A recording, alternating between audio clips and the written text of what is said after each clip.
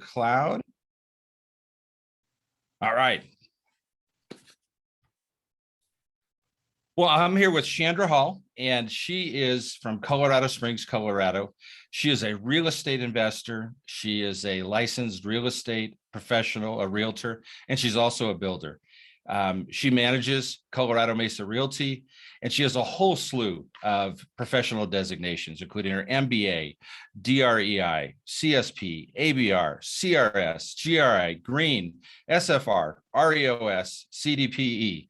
So a slew of things. And then in addition to that, Chandra is really known nationally as an expert helping real estate professionals and realtors around the country up their game, increase their productivity, their efficiency, and she does training for real estate associations nationwide. Chandra, just great to be with you tonight. Thank you, Scott. Thanks for having me. You bet, you bet. What I wanted to do is just kind of go through your experience with rental real estate and just ask you some questions, and feel free to answer it. And then if you've got other things you want to do to expand upon it, feel free. But you've got so much background in this area and you work with so many people around the country, so you're very familiar with investment real estate and what people do, not only here in Colorado, but kind of nationwide. So starting off, when did you buy your first investment property? So, Scott, that's a great question. I actually got started pretty late in the game, arguably.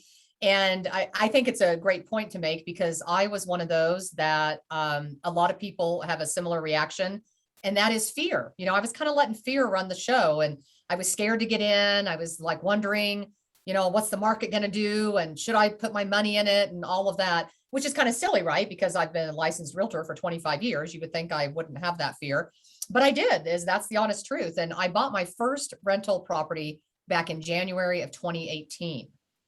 Okay. All right. And since then, how many properties have you purchased or been involved building since that point in time? So I actually, in the span of 2 years, I bought 14 properties. So when I made that decision to jump in, Scott, I jumped in. I did it. Good for you. You're not alone. I think a lot of people look at real estate and it's a little intimidating, right? Debt Yes. service, and you got to cover the mortgage and the hassles. And I think we all know in the real estate industry that it can be a great investment, but you're not the only one that's been on the sidelines going, do I want to? But when you did, boy, you sure jumped in full speed ahead and kind of did that. What types of property do you own? Like what types of, is it residential or what's kind of the mix? I've always been drawn to residential, Scott. That's what it is for me. I haven't done anything in the commercial realm. I mean, obviously that's, an opportunity for some people if that's the route they want to go. But for me, it's always been about residential. So I have single family homes, detached single family homes. I also own several duplexes, and I have a couple of townhomes in the mix as well. So I've got kind of a mix on the residential side. Yeah, no kidding. That's interesting. Now, where are they located? Are they in Colorado? Are they out of state? Where are they? So I bought in Colorado Springs proper. I also own a number of them in Fountain, Colorado, which is a bedroom community south of Colorado Springs. Obviously, most people's cities have these different bedroom communities, and that was a popular area, especially for all the military installations and things that we have here in the Springs. And then I also decided to diversify. Prices were really shooting up in Colorado, as they have been in all parts of the country. But I decided I didn't want to have all my eggs in one basket, so to speak. So I also bought some properties. I own 3 duplexes in Wichita, Kansas. And that's where I grew up. So I had a familiarity with that market. I knew the area. I have great friends to go visit there. So a reason to go back there. So that felt really comfortable to me to invest in another area, but especially an area that I knew.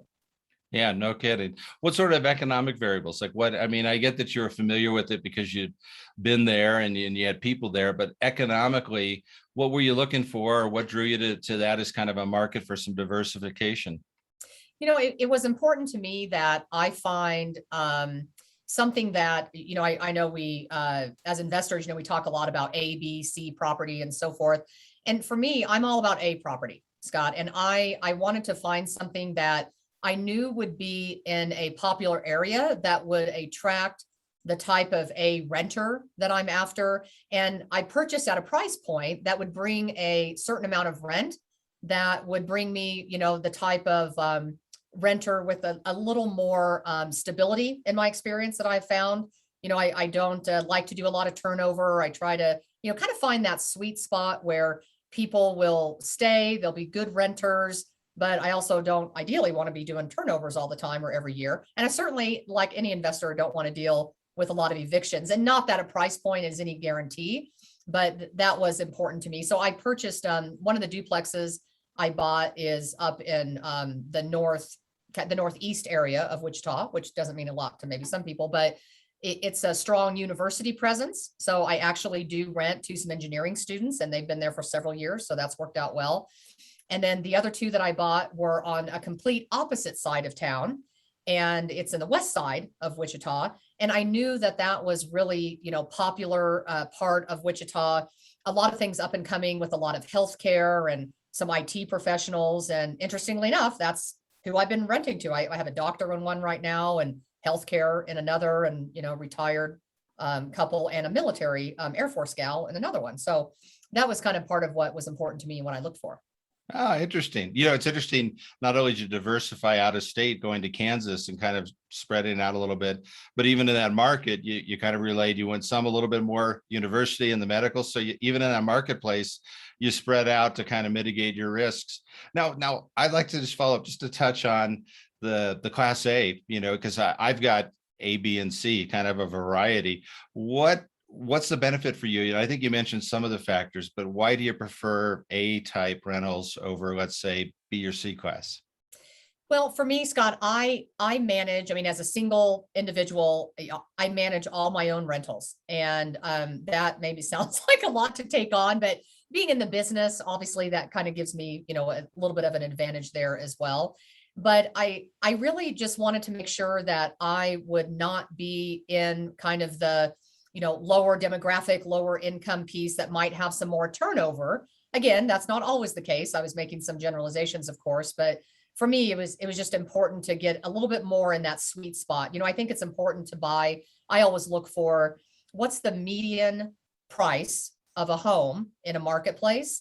And I always like to buy just a little bit below that, not a lot below that, but just a little bit below that. And that has worked really well for me because it tends to be the sweet spot of getting good renters, but not having a ton of turnover. Yeah, no, we all know the tenant turns are what are just brutal, right? You got no They rent can coming be. in, you got to fix it up. Nobody likes that. I think the longer we're all invested, you realize tenant turns really can, mess things up quite a bit. So what's your strategy? So your strategy is buying different assets in different markets in a mix, right? Duplex, townhome, single family, detached. What Exactly. is your investment strategy overall? Well, overall, I kind of follow the philosophy, Scott. I learned from a great mentor of mine, Larry Kendall. He's the author of Ninja Selling, which is one of the programs that I teach. And, he taught me years ago, he said, everybody has to have their number. And he calls it, what's your enough? You have to decide like, okay, I could keep going after properties and investing more and more and more. And, but what's your enough? And he coined a phrase that we use in that program called wake up money. And a lot of people have heard that terminology. It's certainly not exclusive, necessarily to ninja selling, but the concept is, can you wake up in the morning and really make a decision if you want to work that day or not, because you have money coming in regardless. And of course, Scott, you and I know that's the passive income that real estate can create. So for me, I am very close to my enough in terms of what I have on the rental side. I do some fix and flips. So I do diversify and do some of that. I've done several of those. And I also, as you mentioned, I've done some building. My dad was a builder and developer. He unfortunately has passed away, but I'm still doing some of the development work and building. And so I'll be building 22 homes here in the next year and a half time frame. And I'll probably keep a few of those as rentals and then sell some of the others. And then I'll be right at my enough number. So that's really my strategy. I'm very much a buy and hold gal. I don't like to do a lot of, turnover in my portfolio. I like to buy great assets and hold them for the long term. I do have my assets on 30-year mortgages.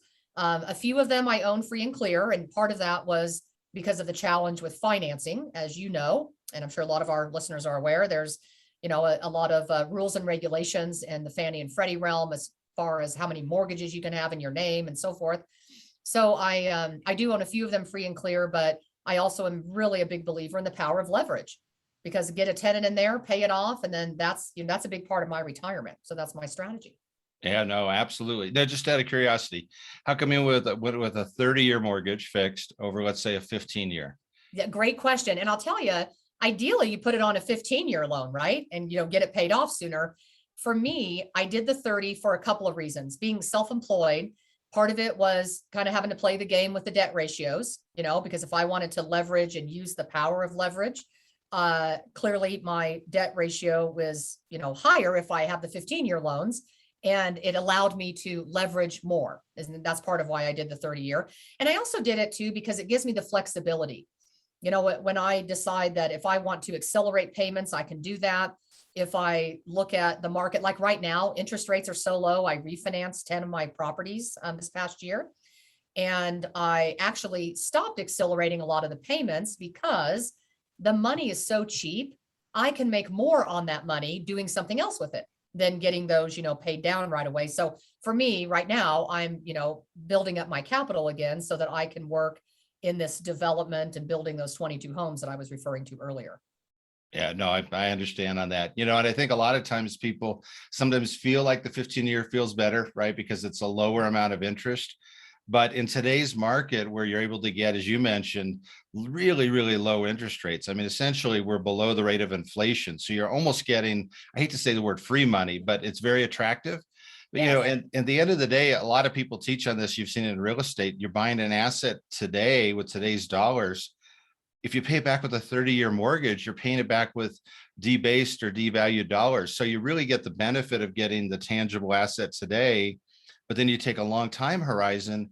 And in the meantime, right, the property's appreciating, the rents are going up. So I'm a big fan of doing a 30-year mortgage. And as you mentioned too, it does give you the flexibility, right? If you want to pay one down earlier, you can, but you can do it on your timetable rather than having to do it on the lender's timetable. So Exactly. Exactly. yeah. So let me ask you, do you have with your properties, do you have an exit strategy? Do you have a number where if they double in value, you'll want to roll out, or are you just looking to sit on them for the long term? Yeah, that's a great question. But no, my strategy is that I'm gonna sit on it for the long term. I mean, you know, at this point in my life, I mean, I'm 47 years old. So I look at, you know, having those paid off in quote retirement, right? Whatever that means. I mean, I don't know that I'll ever officially retire with what I do in my career. I mean, I love it. And but it gives me the freedom and flexibility to have that cash flow coming in at a time in the future, you know, using an appreciating asset. Yeah, no, it makes sense. Let me ask you. So you're a real estate professional, a licensed realtor. Did Yes. you use a real estate professional when you were out of here in Kansas? Did you work with a real estate professional, or how I did you go did. about purchasing those assets? Yeah, it's a great question. So I'm a huge believer, obviously, in the profession. I've been doing it 25 years. And even though I grew up in Wichita and I started my practice in Wichita, I mean, I first got licensed as a realtor in Wichita, Kansas, back in the 90s. And I still used a realtor. You know, I needed someone who I knew is on top of her game, that I could trust, that really knows the market, that's a great negotiator there, that has those local relationships. And what was really great for me, Scott, is I actually was able to buy a couple of those duplexes off market because she leveraged some of her relationships, and I was able to go look at them, you know, before they even hit the market. And the sellers of them were like, hey, if she meets our price, we're good with that. And I met their price. It made sense for me. And so there's a lot of reasons, even though I'm a real estate professional, absolutely use someone in that market. Yeah, no, especially if you find some off-market deals, you never would have on the MLS been able to do Yep. that. You would have been paying rack retail. Now you get an opportunity to get some deals, probably at a little better price, right? Mhm. Everybody wins on that. So I totally Yes. get the benefit. So let me, on a monthly basis, how much time do you put in managing your investments? How much is involved? You just measured in hours. How much Uh-huh. time do you put in? You know, I will say I'm really actually very lucky. I mean, I am dealing, I have a couple of vacancies right now that I'm dealing with. So I'm doing a couple turnovers right now. So that's, you know, a little bit more time clearly than average. But, you know, on a monthly basis, if I had to pick, Scott, I mean, I would say even on a monthly basis, it's maybe a few hours. I mean, I don't have a lot. The key for me is I have really great resources. So, I have the handyman who's my go-to person that I can call, whether it be here in the Springs in Colorado or out of state. And I really am picky about who I rent to. That's for me where it all starts. I will sit on a vacancy and be patient, which is sometimes hard. I mean, let me tell you, there are times when I'm just like, oh my gosh, maybe I should just, rent it to this person and get over myself. But I really have forced and trained myself to wait for a really great tenant, even if I had to carry it, for a little bit, I'm willing to do that. Because if I have great tenants and I have my resources in place, all I'm doing is just on the, bookkeeping side, making sure people paid their rent and those got deposited, and it's not a lot of time. So I'm really lucky in that way. Yeah, no, it sounds like it. And you certainly speak with the voice of wisdom on picking the tenant. Some people that are new, they just want to fill it with somebody, and there's nothing worse than a bad tenant, right? They create Absolutely. all sorts of misery. The way it explained to me once, we all think in real estate that the house is the asset. And at the end of the day, it's not the house, it's really the tenant that's the asset, right? They're the ones that write the check. And so getting a tenant that's going to take care of it and you feel is screened well and they're going to be reliable, it makes all the difference. So that's the Yes. difference between a veteran investor like yourself with a little bit of experience, knowing sometimes lay back and be a little patient to get the right person is going to be better for your investment in the long haul. So Yes. wise words, very wise words. Let me ask you, when you look at resources and how you manage all these, do you have an online portal? Do you software? I mean, how do you do that? How do you manage these properties, or do you have any suggestions there? Great question, Scott. I mean, there are so many, countless and endless options out there for people.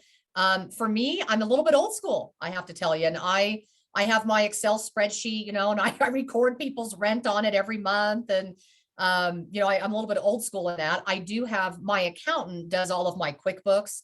So I give her all my receipts every month. And so she keeps all the ledgers and does all that, because the reality is I hate all that data entry and administrative work. Like, I am not going to do it.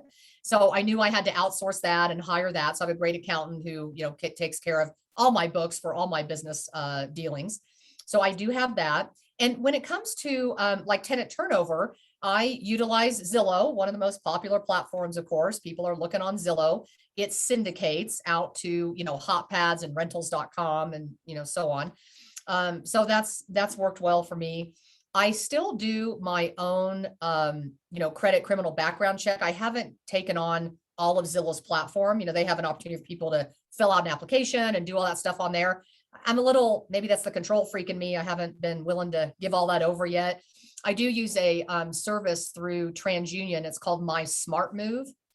And so My Smart Move is actually from one of the credit reporting companies. TransUnion powers that. So it does this credit, criminal background, eviction check, income verification, all of those kinds of things. And I pass that cost along to the renter. So it's an application, part of the application process. And the fee is $40 and they pay that directly online. So they go online, I send them a link, they go online and do it. I get the email, I log into my account, and then I'm able to view all of the reports and, look at all that stuff. Fantastic. Fantastic. It's interesting to hear you state that you use Excel, right, to track it. I think sometimes people have the misperception that it requires, a lot of training and fancy software. I do the same thing. I have an Excel spreadsheet. I track everything. It kind of comes in, and it's not very sophisticated, but it gets the job done, right? I can see Yes, rent in, I can see the outflow, and I can see, if I'm up or down. So I think exactly. that's a misconception that people think that it's got to be complicated. It is a side business, but it doesn't necessarily require massive amounts of time to do it. So I've got a few questions for you, kind of wrapping up, all kind of dealing with like new investors. So what would you say, if I were to ask you, what should a new real estate investor do before purchasing their first investment property? What would you recommend? Well, really, the place that you have to start nowadays is to really to really think about your commitment to wealth, and what I mean by that is, sometimes you have to make, when I purchased 14 properties in 2 years, right? That's a lot of down payment money that you have to have. We all know that when you buy a property that's non-owner occupied, the bank's looking for 25% down. So all of a sudden that adds up, at my price point, that's like $600,000. So I would say that a person really needs to have the mindset and the goal around creating wake up money, creating that wealth for themselves. Because if you really come from that mindset and you're clear, it will help guide all of your decisions. So for example, I tend to be pretty frugal by nature. I mean, I enjoy nice things and, I do have a beautiful home and so forth, but I'm pretty frugal about things.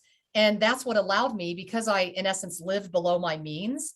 That's how I was able to save up the money. So for me, for our first time investors and people wanting to get into it, it's really having the mindset, making that decision to say, yes, I want to create wealth for myself and my family.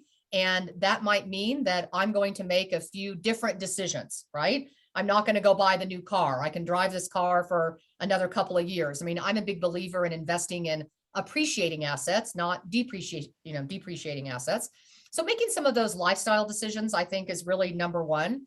I think a lot of people will, they'll hear things, Scott, or they'll watch stuff on TV or see some of those crazy infomercials, and people get in their mind, they think, oh, gosh, I'll be able to buy an investment property and the owner will carry it and I won't have to put any money down. And, that's just not the real world. That's just not reality. So for me, it's really making the decision to say, yes, I want to do this. And you've got to start, saving the funds for the down payment. There's just no two ways about it.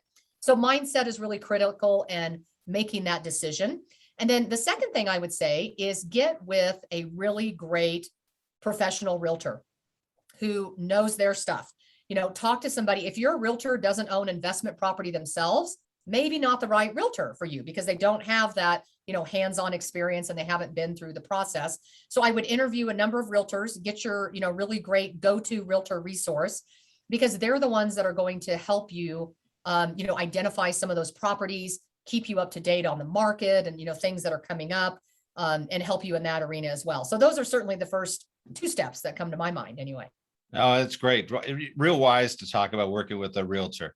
In fact, you kind of woven it through. You really have a team, right? You've got an accountant that helps with your QuickBooks. You worked with a real estate professional in your market. And I think that's key, is assembling a few key experts along the way. You don't have to be great at everything, but if you've got good connections and good people on your team, they'll funnel you those types of things. Funny you mentioned about the money, no money down and all that. I was with Robert Allen. I'm sure you know him. Last weekend, I was with him back in Park City. He was a guest speaker and I got a chance to talk to him, and fascinating guy, and he mentioned the same thing about being frugal, getting going and really being focused. If you want to change, you've got to make some changes in habits and spending habits to build the capital to begin to redeploy it into income producing assets. So now let me ask you this. Did you make any mistakes as a new investor? Any mistakes that you made? I mean, the one mistake that comes to my mind is that I waited. I always encourage people, don't let fear run the show. Just get into the game. You're either going to get into the market or you're not. I mean, Scott, I was actually laughing about this to myself. A few weeks ago, I was having a conversation with someone, one of my students, who was asking me about real estate investment. And I told them, because the student said to me, well, Chandra, I mean, just think about, what prices have done now and how high they are. I mean, I just don't know if I can buy a property. And I was laughing because I said to this man who I was speaking to, I said, I can literally see myself as if it was yesterday. I had just come out of an engineer's office. I was working on a development with my dad, and I had come out of the office back in 2018. And I remember sitting in my car and literally thinking to myself, Scott, like, gosh, should I buy more property? I mean, look at what the market's done. Prices are so much higher, and I just laugh about it now, because when you look at the prices back in 2018 compared to now, it's like, oh my gosh, I'm so glad I got in the game. So, again, I think we can either let fear run the show, or we can make a business decision and say, all right, I'm going to go for this. And the reality is, Scott, if people are buying property that is, in a decent area, in decent condition, they're not doing anything crazy and getting over their head, there's always an exit strategy, right? I mean, people always need some place to live. So God forbid, if something happened and you needed to sell it, you most likely would be able to, because you're not buying some crazy unique property that, just doesn't fit the mold for most people. The goal is to buy something that would really fit the need for a lot of the masses, so that you have that exit strategy if you need it. Yeah. Hey, a couple of quick questions to kind of wrap up. Do you buy, you're talking about property, are you buying primarily for cash flow or for appreciation or a blend? What's kind of your mix of that? Yeah, great question. I look at a mix. So I have a worksheet that I use that looks at, the rate of return. It also does look at the cash flow. It looks at the tax, is it a tax savings or tax liability? Because obviously there's the, depreciation and the tax benefit. But for me, it's more about the long game. So as I said, I'm a buy and hold gal. So I am looking at what can I get that would most likely be an appreciating asset, but you cannot buy on appreciation alone. And I think that's the mistake, Scott. I saw a lot of people make that, because when the market turns, and it will, because it always does. We've seen several cycles in both of our careers. But if that happens and you only bought solely on appreciation, that's going to be a problem, right? So we don't want to bank on that and have that be our only variable. So I kind of like to look at the whole picture, the tax savings, the appreciation, as well as, cash flow and the return on investment. Yeah, no, it makes a lot of sense and very wise. I think some people do look at, especially now when things are going crazy, of how fast they go up. And that's a cycle. We see it go up, it goes down, but having a blend of some cash flow to sustain it. If you have enough money coming in to cover your costs, you almost don't care about what the property is doing in the short term if you're a long-term investor. Exactly. Yeah. So wrapping up, any last input that you give to somebody who's maybe a brand new? I know you gave a whole bunch of wisdom, and Chandra, I just want to thank you. It's just a privilege to have somebody who's so knowledgeable on the market, right? The real estate side of it, the investment side, the development and building side. It's just great to get, a lot of wisdom in a really short period of time. This is really valuable. But any last tidbits of wisdom that you want to share? Well, thank you, Scott. Thank you for your kind words, and thank you for having me. And, I would say, as I look back, for me, it really goes to a word of encouragement for everyone.